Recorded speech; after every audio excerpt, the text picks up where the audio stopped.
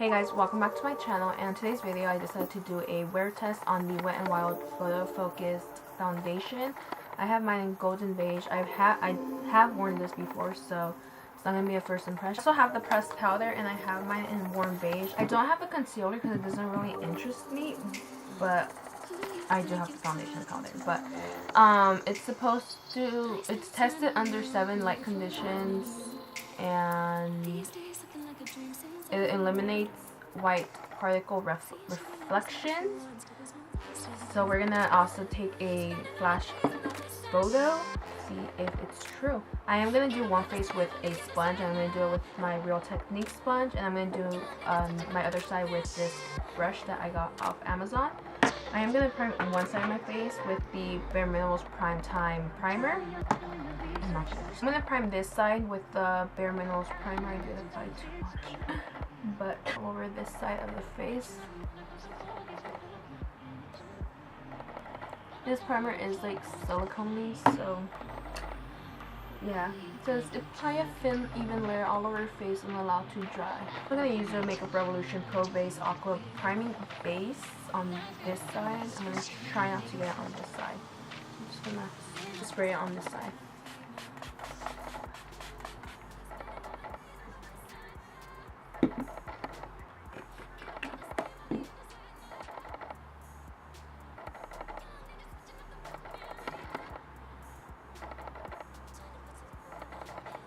My face is dried up. I am going to use the Essence Zeno to redness on both sides of my face to get rid of the redness, obviously. This is really light coverage compared to my NYX HD concealer in green.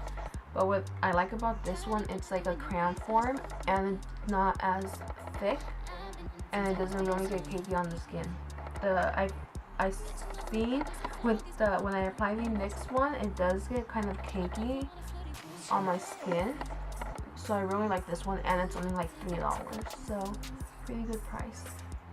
And it's really soft, and it's really easy to build up and blend out.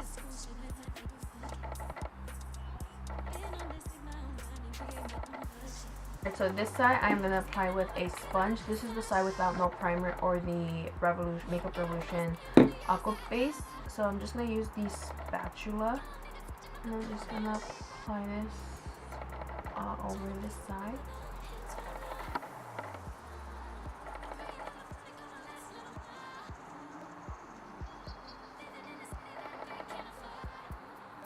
And it's dampened, and I'm just going to start blending that out.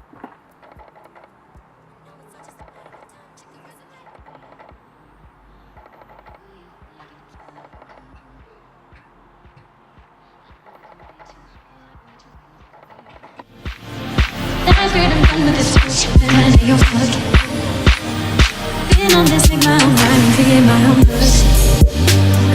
Spending all my days on the west side. It don't feel the same on the other side now. Young niggas switching up the program, yeah. Trying to put some love in my own hands right now. So this is the side with the foundation, and this is the side without the foundation. So now I'm just gonna use the spatula again. I'm just gonna apply this straight to my, oh, that was a little bit too much. Also on my neck, like the sponge one. And then this side I'm gonna blend it out with the brush.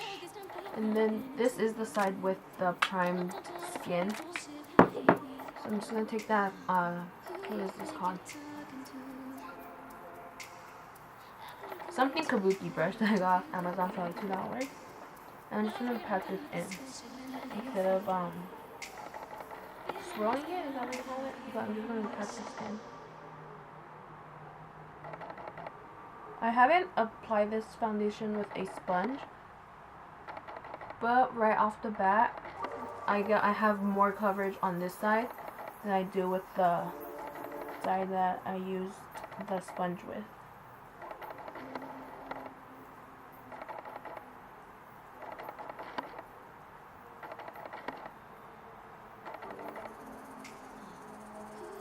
I'm gonna do one more coat, not full coat, but just on the places that I feel that I need more coverage. So mostly my like cheek area where I have those acne scars. So I'm just gonna take my sponge again and blend that out.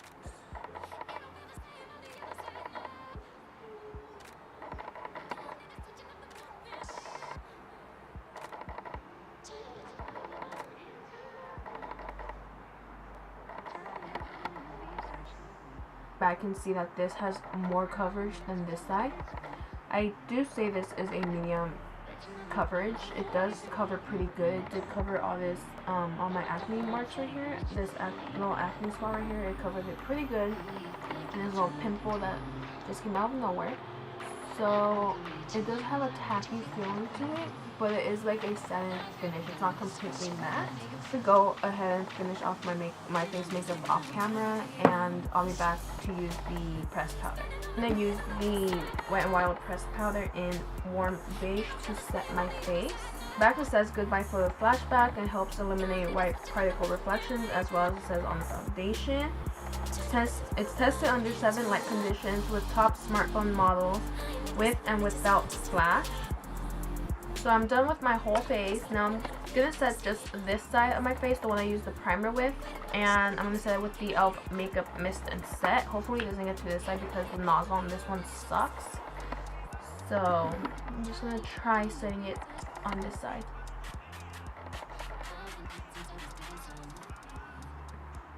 Alright, I got it.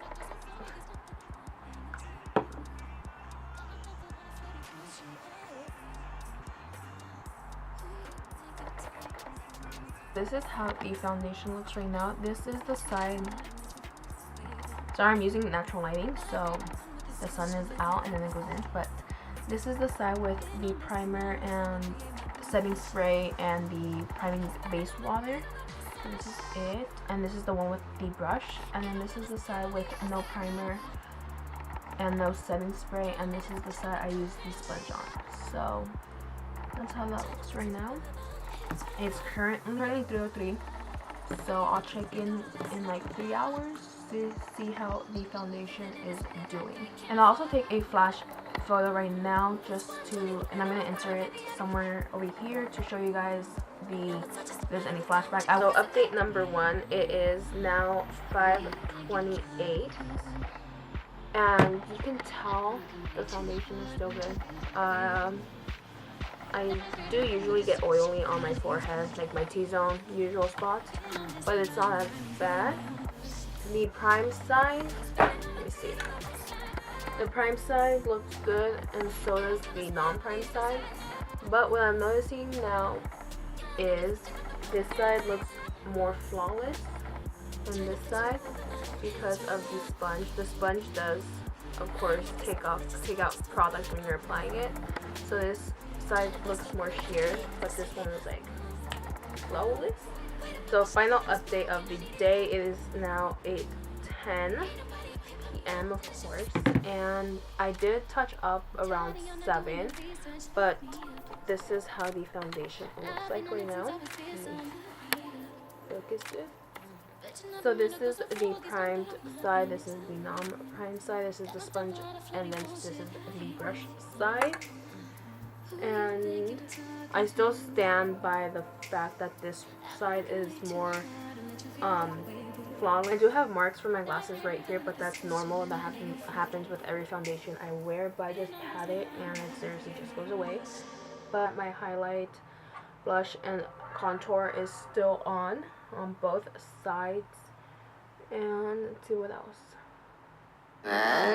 My pores aren't that visible, they're not really big, but I still stand that using a brush is more better than using a sponge, because the brush does give you more coverage than the sponge will, because the sponge will absorb more product.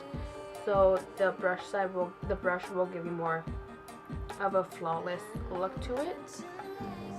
But so this foundation really will last a while. and it's only $6. So I'm gonna take another flash picture and I'll post it on here somewhere just to show you the end result. The only downside to it is, I'm gonna say what every other person who did a video on this said, is it smells like paint. It does have that heavy paint smell to it, but I feel like once I blend it onto my skin and I like put other products on top, the smell does go away, so it won't be there for a long time. It's just when you apply it.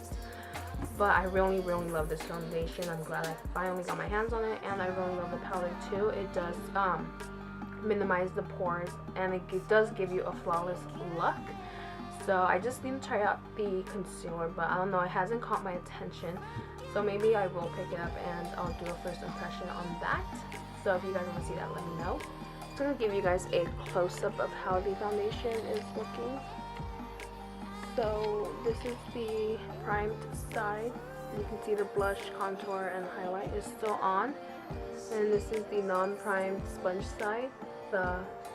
Everything is still on as well, but this is less coverage than this. So I don't know if you can tell, but it has rubbed off. Let me focus it a little bit more. It has rubbed off on my nose, but that's because I've been sneezing all day, so I've been going like this, and it did rub off a little bit right here. So I do feel like it did minimize my pores a little bit, but that was with the powder, not the foundation. Hope you guys enjoyed this really all over the place wear test, and if you did, please give it a thumbs up. Subscribe to my channel if you haven't already, and with that said, I'll see you guys in my next video. Bye.